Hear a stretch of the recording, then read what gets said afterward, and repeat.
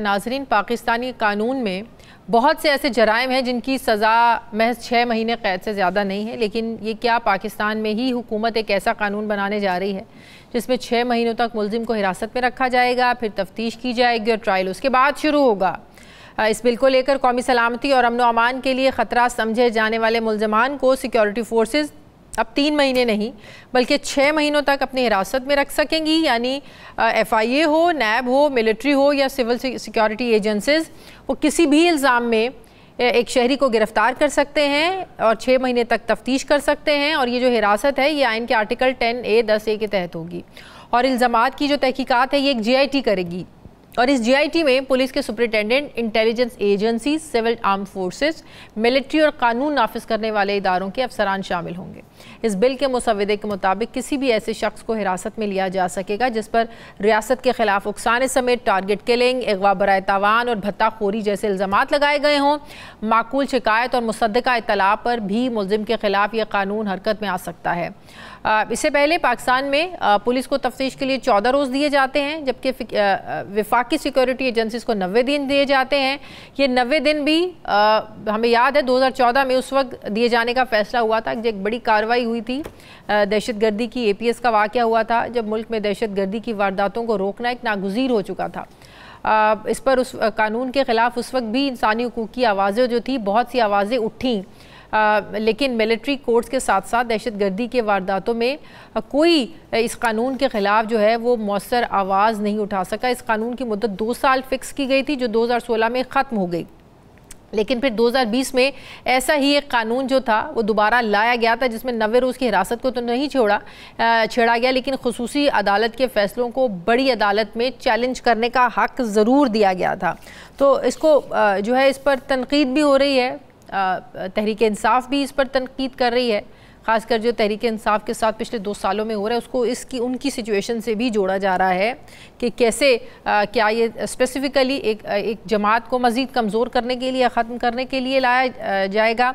इसी पर मैं बात करूँगी। माहिर कानून हाफिज़ एहसान अहमद साहब मुझे ज्वाइन करें। अस्सलाम वालेकुम, बहुत बहुत शुक्रिया हाफिज़ साहब आपका।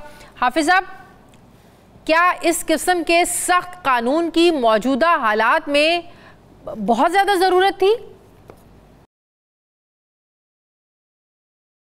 बिस्मिल्लाहिर्रहमानिर्रहीम। शाज़िया, एक तो ये देखें कि पाकिस्तान का जो एंटी टेररिज्म लॉ है ये स्पेसिफिकली डील करता है आपके हीनियस ऑफेंसेस के अंदर, और या उसके बाद ये है कि पाकिस्तान के अंदर जो रियासत के खिलाफ लोग लड़ते हैं, खड़े होते हैं और जो सोसाइटी के अंदर जो है एक ऐसी टेररिस्ट एक्टिविटीज के अंदर इन्वॉल्व होते हैं कि जिनके लिए आपका एक स्पेशल लॉ 97 के अंदर 97 एक्ट की सूरत में मौजूद है। इन्वेस्टिगेशन प्रोसेस के अंदर चले जाते हैं और फिर आपके खिलाफ कोई एविडेंस आ जाती है तो फिर आपका एक ट्रायल जो है वो प्रोसेस शुरू हो जाता है, लेकिन अगर नहीं है तो आपको रिलीज कर दिया जाता है। और आर्टिकल 10 जो है ये नहीं, एविडेंस आना बात की बात है। इसमें बदलाव क्या है, इसमें चेंज क्या है, इसमें खतरनाक चीज क्या है? वो ये है कि 180 दिन तक रखना है, तफ्तीश करनी है, उसके बाद ट्रायल होगा। जो सबसे बड़े आपके सिविल लिबर्टीज है उनका नेशनल ऑथराइजेशन जो लॉ है डिफेंस का, उसके अंदर अनलिमिटेड इंडेफिनिट पीरियड के लिए आपको डिटेन किया जा सकता है। जो बाहर की आप मिसालें दे रहे हैं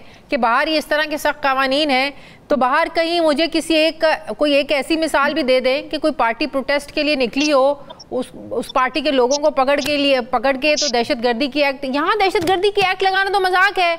वहाँ बताए ना, कोई प्रोटेस्ट के लिए निकले, आप उस पर दहशतगर्दी की दफात लगा दें, उन्हें जो है वो साल के लिए अंदर बंद कर दें, बताएं ना, वो भी तो एग्जाम्पल दिया करें। एक तो ये है कि एंटी टेररिज्म लॉ की मिस एप्लीकेशन नहीं आनी चाहिए, और ये पाकिस्तान के अंदर पॉलिटिकल एक्टिविटीज को रोकने के लिए इसका इस्तेमाल नहीं होना चाहिए। Who will decide? ये कौन डिसाइड करेगा?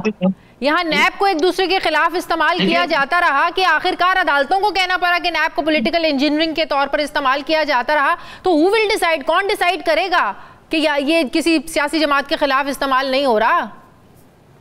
बेहतर ये ट्रांसपेरेंट करना है तो इश्यूज आएंगे नहीं। अब ये जो अमेंडमेंट आपके लिए 90 डेज की बजाय 180 डेज के लिए आई है, ये बुनियादी तौर पे ये है कि जो एंटी स्टेट एलिमेंट्स है उनके लिए ये आई है। अब एंटी स्टेट एलिमेंट्स को जो है वो एट पार करते हुए आप रेगुलर सिटीजन या रेगुलर प्रोटेस्ट के अंदर जाके आप ये कहें कि ये लॉ या कॉन्स्टिट्यूशन यहाँ बेनजीर भुट्टो को सिक्योरिटी थ्रेट जो है ना वो कहा गया कि ये हम सिक्योरिटी के लिए चैलेंज है, ये थ्रेट है सिक्योरिटी। यहाँ पीटीआई को भी ये कहा जा रहा है, क्या बात कर रहे हैं आप? नहीं देखिए ना, देखिए आप देखें कि एक सवाल आपने किया और वो आपने किया एंटी टेररिज्म लॉ का। अब बेनजीर भुट्टो साहिबा की सिक्योरिटी एक सेपरेट इशू है, उसका इससे तो ताल्लुक ही कोई नहीं है। सवाल ये है कि क्या दुनिया भर के अंदर एंटी टेररिज्म लॉ के अंदर डिटेंशन पीरियड है? बिल्कुल है। कितना पीरियड है? कई ममालिक के अंदर इंडेफिनिट है, कई ममालिक की मैंने आपको एग्जांपल्स दी है कि 20 साल, जिसको आप सिंगापुर कहते हैं कि एक बड़ा एडवांस कंट्री है, या आपका टर्की जिस पे आप रिलाई करते हैं 7 साल उसके अंदर है, या आपके नेबरिंग कंट्रीज है। ठीक है, बहुत बहुत शुक्रिया।